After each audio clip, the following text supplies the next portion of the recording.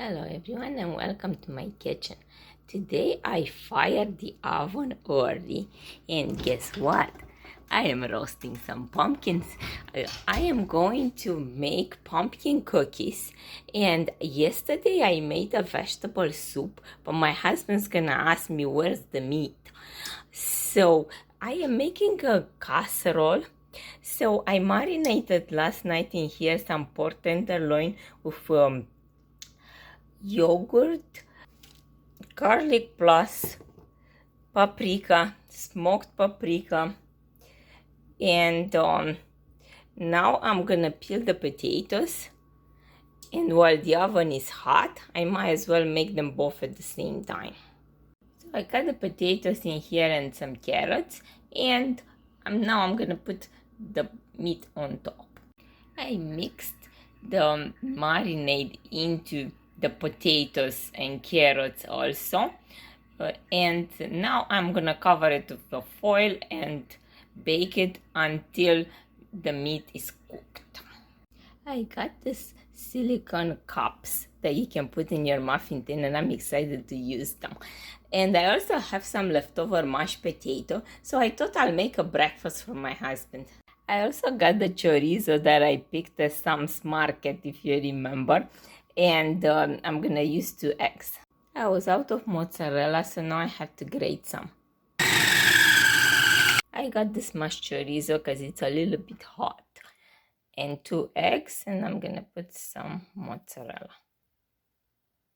I added a little bit of milk. I'm just gonna add a tiny bit more cheese on top, and it's time to check on the meat and potatoes.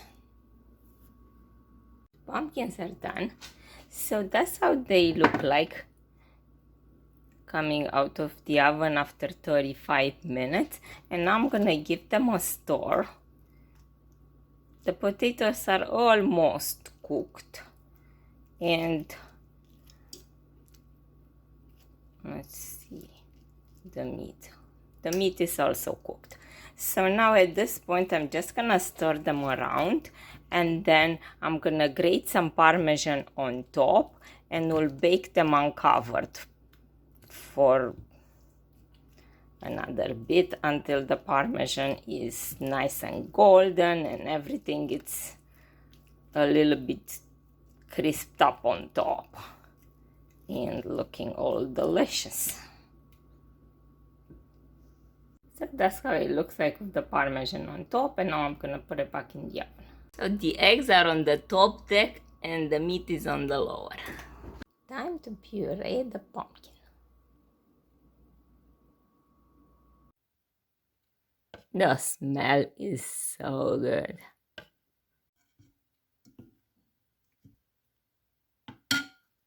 Batch number 2.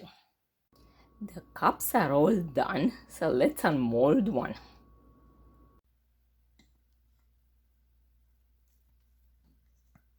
Oh, they're hot. Gotta get a plate. Try to.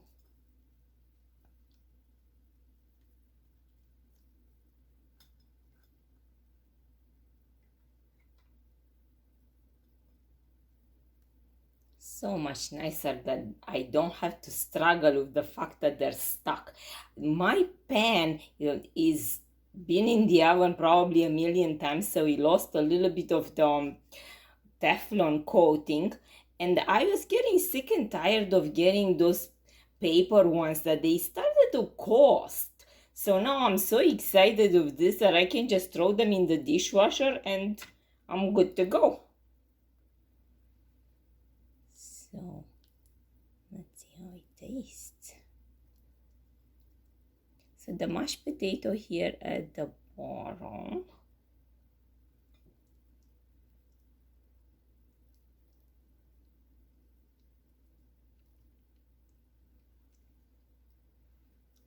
I have to wait for it to cool off. It's good. The mashed potato is still a little creamy at the bottom, and the top part is crisp, and the chorizo gives it a kick. Yeah, I can see this going in the lunches. The meat and potatoes is finished also. Time to try some. So I gotta piece of meat and a piece of potato. Everything is seasoned so beautifully by the marinade. The potatoes, they go to the next level. Time to bake the pumpkin cookies. These pumpkin cookies have been a favorite of my children for years. They're nice and soft cookies. And this time I am going to make 3 times the batch because I want to take some to my church too. They have 180 anniversary of how old that church is. So I am going to use the 3 cups of the pumpkin puree for the wet ingredients. I like that he uses a lot of pumpkin puree.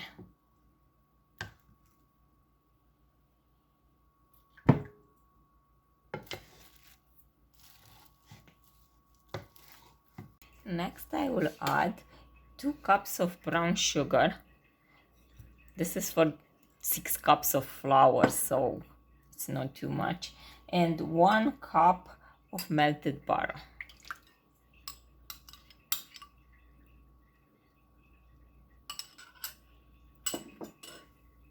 And we're gonna whisk them.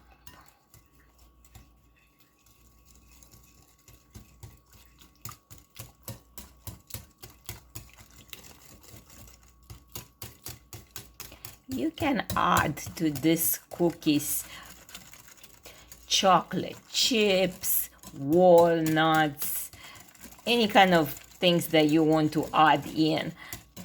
But I'm thinking that I don't want to add, since I'm taking them to the church, I don't want to add nuts. And as for the chocolate, I don't want to make them too sweet either, like when I take them to someone else. And my kids like them anyways, no matter what I put in them. Vanilla.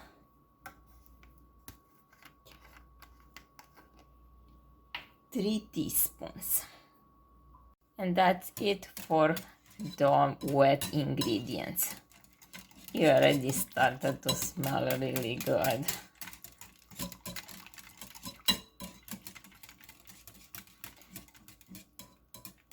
Now for the dry ingredients.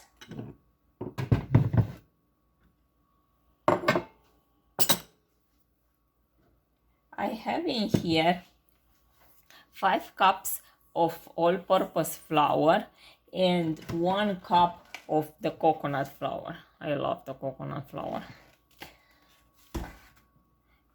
And now to this we are going to add the baking powder, baking soda,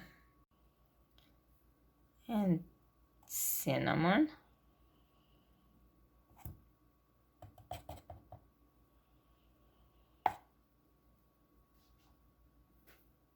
Three teaspoons, so I'm adding 6.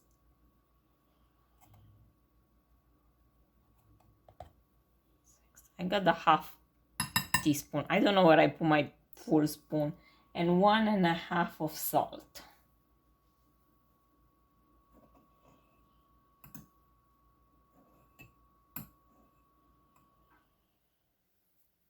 And we are done. We're whisking together. First, the dry ingredients. You notice that I didn't say that I'm going to preheat the oven because I'm not.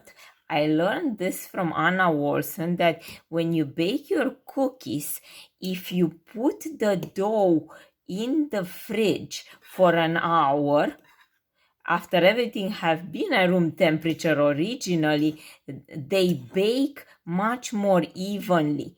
She made the side by side when she baked it without pre-chilling the dough and with, and the edges were all browned and they didn't have the nicer consistency when she baked it right away. So that's what I will do. I will put them in the fridge and go to work. Time to put them together.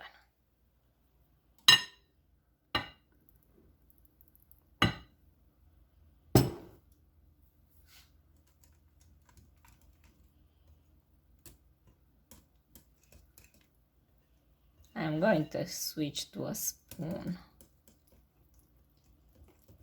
at some point. And you can put them fairly close on the cookie sheet.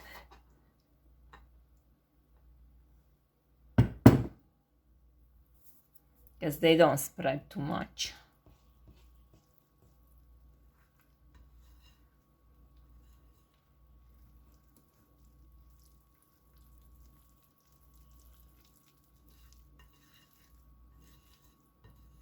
And they freeze really well also.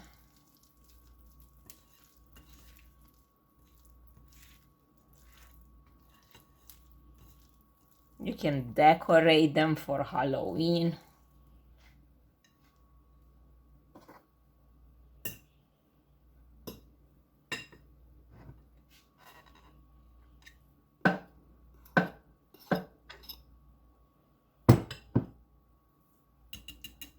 I think I'll switch to a spoon at this point. The recipe doesn't call for, but I think I'm gonna grate a little bit of nutmeg. Because now the kids are all grown up. It's not like when they were little and you couldn't put anything in there without them complaining. I incorporated all the flour, and this is the consistency that you're looking for. If it's too dry, you can always add like a little bit more water, because it all depends on how watery the pumpkin was. You can always adjust it, but that's pretty much the consistency you're looking for. And I'll see you later and we'll bake some cookies. Okay, it's time to bake the cookies.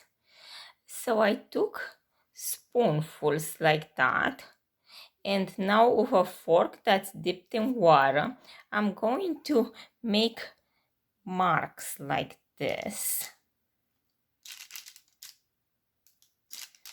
trying to make sure that the dough is not very thin in any side.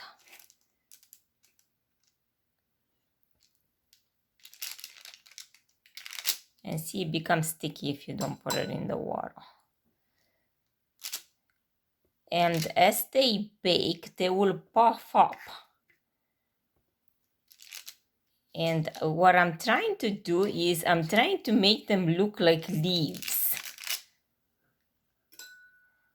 And after we are done, it was an option to put chocolate chip cookies in them, but I decided to go to the option of leaving them plain, but I am going to make them a maple glaze.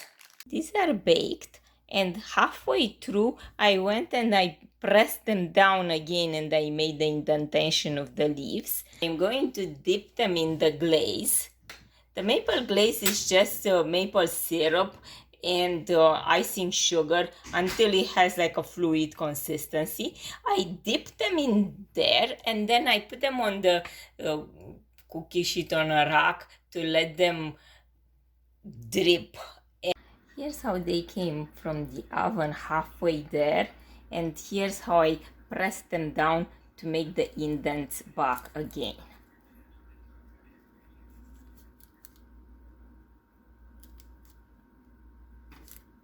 More prominent. Have to do it with one hand.